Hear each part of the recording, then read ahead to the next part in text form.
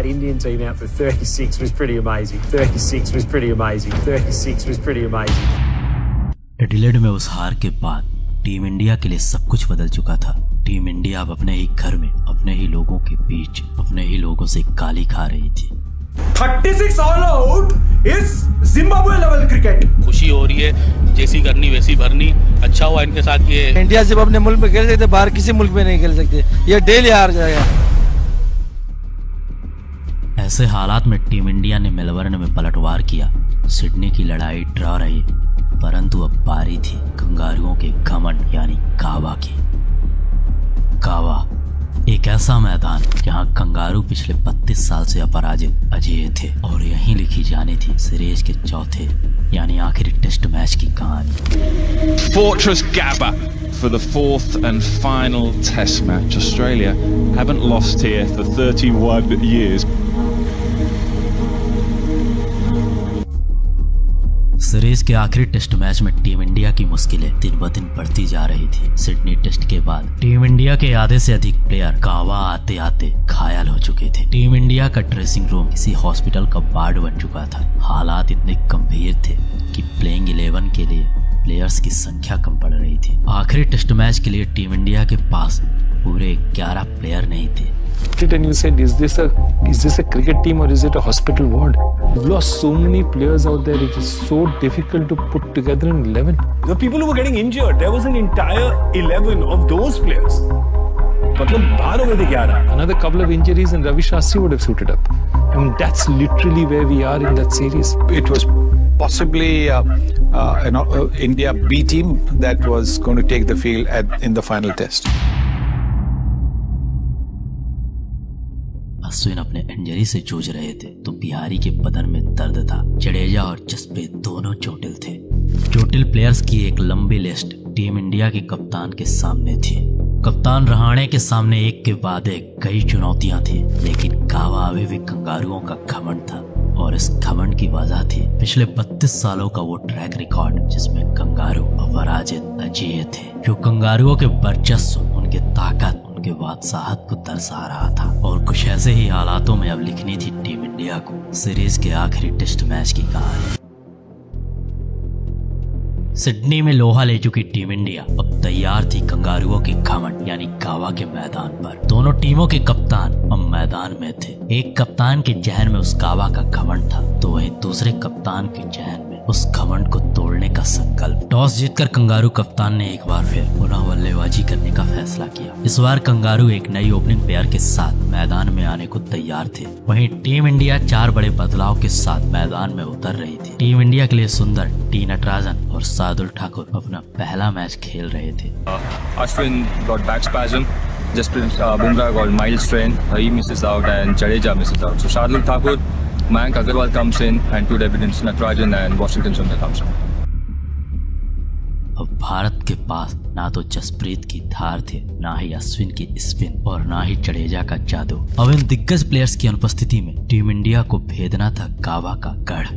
एक बार फिर कंगारू अपने डेविड वार्नर 4 के स्कोर पर मोहम्मद सिराज का शिकार बन गए। कंगारुओं के स्कोर कार्ड में कुछ रनों का इजाफा हुआ कि दूसरे कंगारू ओपनर ने शार्दुल ठाकुर के सामने घुटने टेक दिए। अब कंगारुओं की फौज को संभालने के लिए मैदान में थे स्टीव स्मिथ और मानस लाबुशेन। ऑस्ट्रेलिया के ये दोनों बल्लेबाज टीम इंडिया का सरदर्द बनने को तैयार थे, परंतु कप्तान रहाणे ने भी इस सवाल का भी हल निकाला और स्टीव स्मिथ के सामने सुंदर को बॉल थमा दी। सुंदर को बॉल थमाते ही टीम इंडिया की सबसे बड़ी मुश्किल खत्म हो चुकी थी, परंतु मानस लाबुशेन अभी भी टीम इंडिया के लिए जी का जंजाल थे। ठीक अगले ही ओवर में नवदीप सैनी की बॉल पर कप्तान अजिंक्य रहाणे से लाबुशेन का एक आसान सा कैच छूट जाता है। लाबुशेन ने इस गलती का भरपूर फायदा उठाया और पहले अर्धशतक और फिर शतक जड़ टीम इंडिया को खूब थकाया। मानस की इस बल्लेबाजी को देख ऐसा लग रहा था कि वो गलती मानस द्वारा की गई उनके करियर की आखिरी गलती थी, क्योंकि मानस अब कोई भी गलत शॉट खेलने को तैयार नहीं था। जो स्कोर 93 पर 3 विकेट था अब वही स्कोर 200 पर 3 हो चुका था। कंगारुओं की फौज टीम इंडिया पर आक्रमण कर चुकी थी। लाबुसैन ने सीरीज का पहला शतक जड़ दिया था। टीम इंडिया की ओर से डेब्यू करने वाले 3 प्लेयर्स में से 2 प्लेयर अपना काम कर चुके थे, परंतु टी नटराजन ने अभी तक कोई काम नहीं किया था। ऐसे में नटराजन ने अपनी जिम्मेदारी को समझा और फिर नटराजन ने पहले बैट फिर लाबुसैन को आउट कर देखते ही देखते इस मैच की पूरी कहानी को पलट दिया। टीम इंडिया के इस पलटवार से कंगारू सहम चुके थे।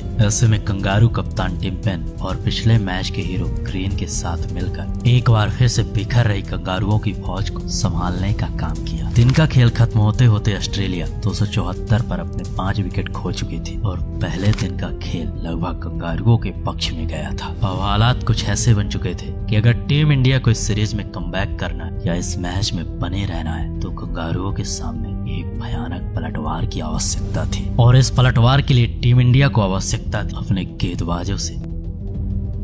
मैच का दूसरे दिन का खेल शुरू हुआ और कंगारुओं ने अपने तेज शुरुआत के दम पर अपने टीम को 300 के पार पहुंचा दिया। कप्तान पेन का अर्धशतक आ चुका था। धीरे धीरे कंगारुओं की स्थिति मजबूत हो रही थी, परंतु शार्दुल और सुंदर ने मिलकर एक बार फिर कंगारुओं पर पलटवार किया। शार्दुल ने पहले टिम पेन का शिकार किया तो सुंदर ने ग्रीन को रेड किया। कंगारुओं का जो स्कोर 300 पर 5 विकेट था वही स्कोर 317 पर 8 विकेट हो चुका था। अंत में एक तेज फिनिशिंग की बदौलत कंगारुओं की फौज 371 रनों पर ऑल आउट हो चुकी थी। टीम इंडिया की ओर से वासी सुंदर, शार्दुल ठाकुर, टी नटराजन ने शानदार गेंदबाजी का प्रदर्शन किया और एक भयानक स्कोर की ओर बढ़ रही कंगारुओं की इस फौज को 371 पर रोक दिया। टीम इंडिया के ये गेंदबाज अपना काम कर चुके थे। अब ऐसे हालात में टीम इंडिया को उम्मीद थी अपने बल्लेबाजों से। भारत की ओर से पारी की शुरुआत कर रहे थे शुभमन गिल और रोहित शर्मा। महज 11 के स्कोर पर टीम इंडिया ने गिल के रूप में अपना पहला विकेट खो दिया और 60 के स्कोर पर टीम इंडिया के दूसरे ओपनर ने भी कंगारुओं के सामने अपना विकेट फेंक। परंतु अब सबकी निगाहें थी कावा टेस्ट के तीसरे दिन पर। तीसरे दिन का खेल प्रारंभ हुआ। पुजारा ने कप्तान रहाणे के साथ मिलकर टीम इंडिया को एक सधी हुई शुरुआत देने का प्रयास किया। टीम इंडिया के ये दोनों बल्लेबाज अब क्रीज में पूरी तरह से सेट हो चुके थे, परंतु जॉस हेजलवुड ने टीम इंडिया की दीवार को ध्वस्त कर बड़ी चतुराई के साथ भारत को बैकफुट पर ढकेलने का प्रयास किया, क्योंकि टीम इंडिया के पास मात्र एक ऐसा यही बल्लेबाज था जो कंगारुओं के हर गेंदबाज का सामना अपने डिफेंस के साथ कर सकता था। अब ऐसे में संपूर्ण भारत के सामने सिर्फ एक ही सवाल था कि अब कौन सा बल्लेबाज खूंखार कंगारू गेंदबाजों का सामना अपने बल्ले से करेगा। 161 के स्कोर पर आधे से अधिक टीम इंडिया पवेलियन से इस मैच को दर्शक बन के देख रही थी। कंगारू गेंदबाज लगातार विकेट पर विकेट चटका रहे थे, वहीं भारतीय बल्लेबाजों के सामने कंगारुओं के इस आक्रमण का कोई उत्तर नहीं था। टीम इंडिया के सभी बल्लेबाजों को एक अच्छी शुरुआत तो मिल रही थी, परंतु उनमें से कोई भी बल्लेबाज एक बड़ी पारी खेलने को तैयार नहीं था। 186 के स्कोर पर ऋषभ पंत ने भी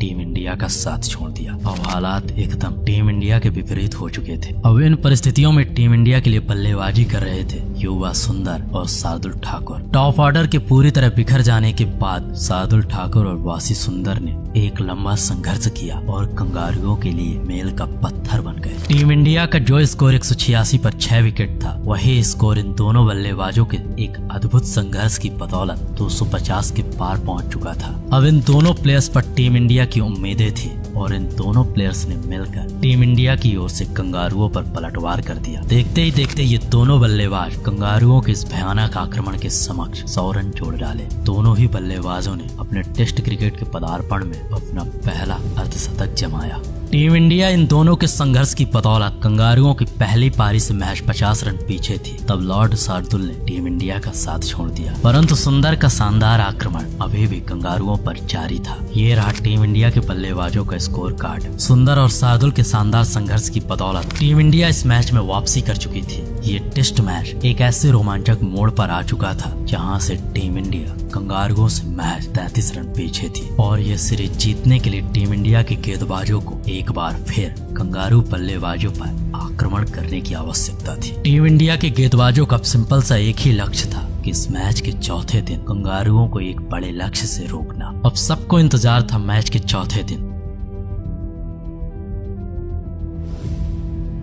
चौथे दिन का खेल शुरू हुआ। इस सीरीज में पहली बार कंगारू ओपनर्स ने टीम इंडिया के सामने 50 रन जोड़ डाले। अब कंगारुओं की बढ़त 118 रनों की हो चुकी थी और टीम इंडिया को तलाश थी अपने पहले विकेट की। एक बार फिर टीम इंडिया के गेंदबाजों ने कंगारुओं पर पलटवार किया और एक एक करके दोनों कंगारू ओपनर्स को मैदान के बाहर भेज दिया। अब ऐसे हालात में कंगारुओं के लिए मैदान में थे स्टीव स्मिथ और मानस लाबुशेन। ऑस्ट्रेलिया के ये दोनों बल्लेबाज पूरी तरह सेट हो चुके थे और धीरे धीरे अपनी टीम को एक बड़े लक्ष्य की ओर लेकर के जा रहे थे। मोहम्मद सिराज ने पहले लाबुशेन का विकेट लेकर इन दोनों की ये सुदृढ़ जोड़ी को तोड़ दिया। लाबुशेन के जाने के बाद स्टीव स्मिथ अभी भी क्रीज पर मौजूद थे। कंगारुओं का जो स्कोर 85 पर 0 विकेट था, वही स्कोर 123 रन पहुंचते पहुंचते 123 पर 4 विकेट हो चुका था। एक छोर से कंगारुओं के विकेट बैक टू बैक गिर रहे थे, परंतु दूसरे छोर से स्टीव स्मिथ अपना काम कर रहे थे और स्टीव के अर्धशतक के पश्चात सिराज नाम का वो तूफान, और इस एक तूफान ने कंगारुओं की संपूर्ण फौज को ध्वस्त कर दिया। सिराज ने पहले लाबुशेन फिर ग्रीन को अपना शिकार बनाया। ऑस्ट्रेलिया की ये टीम 267 पर अपने 8 विकेट खो चुकी थी,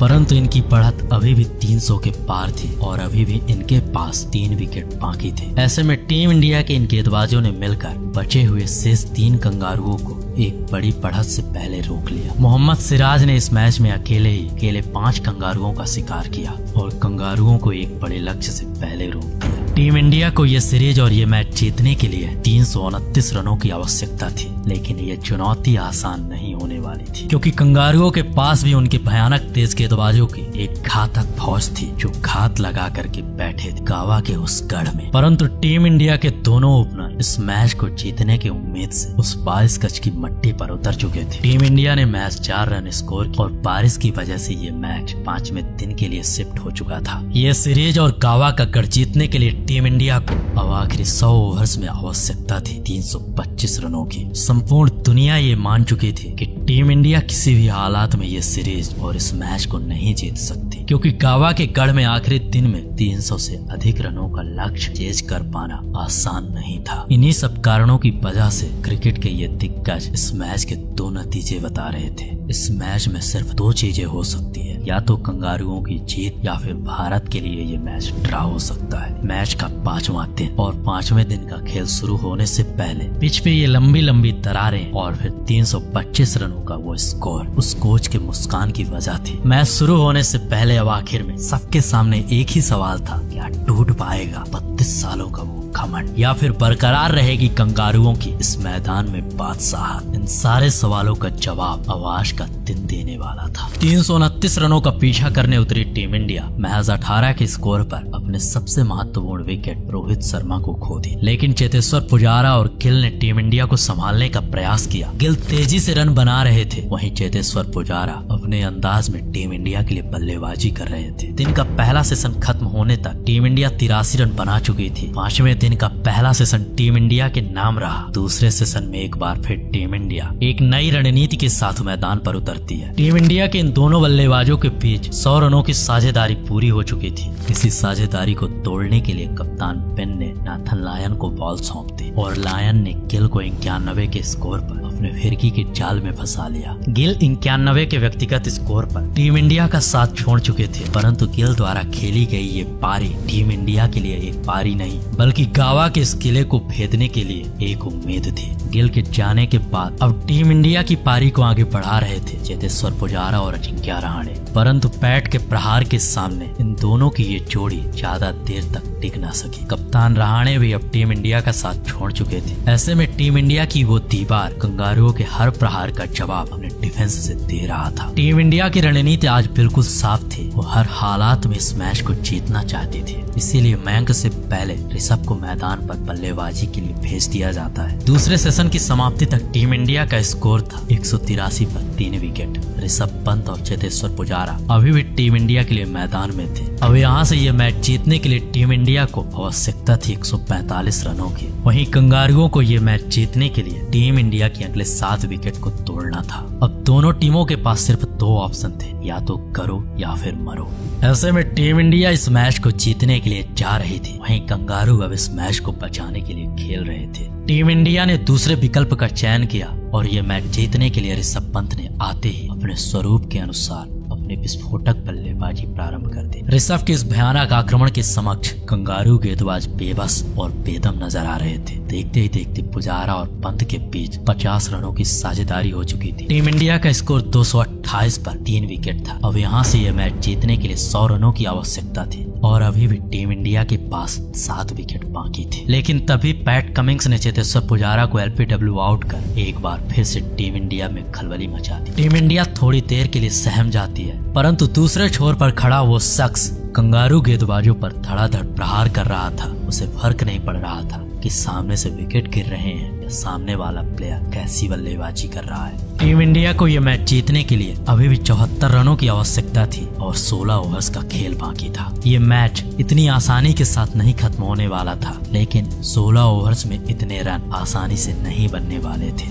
क्योंकि ये मैदान ही एक ऐसा मैदान था जहाँ कंगारू पिछले 32 सालों से अपराजित अजेय थे। अब अगले 13 ओवर्स का खेल बाकी था और जीत के लिए 63 रनों की आवश्यकता थी। टीम इंडिया मयंक अग्रवाल के रूप में अपना अगला विकेट खो चुकी थी, परंतु एक छोर से ऋषभ पंत अपने हार न मानने वाले जज्बे के साथ बल्लेबाजी कर रहे थे। ऋषभ नाम का वो साहसी बल्लेबाज अभी भी रुकने का नाम नहीं ले रहा था। उसने सुंदर के साथ मिलकर एक शानदार साझेदारी की। टीम इंडिया को ये मैच जिताने के लिए इन दोनों के बीच महज 51 गेंदों में 50 रनों की एक ताबड़तोड़ साझेदारी होती है, परंतु जब टीम इंडिया को अगले 10 रनों की आवश्यकता थी तब सुंदर के रूप में टीम इंडिया का अगला विकेट गिर जाता है। लगा कि कहानी में यहाँ से थोड़ी बदलाव होगा। सुंदर के आउट होने के बाद टीम इंडिया को एक बार फिर एक झटका लगा, लेकिन इस बार संपूर्ण भारत को उम्मीद थी ऋषभ पंत से। एक छोर से लगातार विकेटों का पतन हो रहा था, वहीं दूसरे छोर से ऋषभ पंत का आक्रमण कंगारुओं पर जारी था। जब टीम इंडिया को यह मैच जीतने के लिए 3 रनों की आवश्यकता थी तब शार्दुल के रूप में टीम इंडिया ने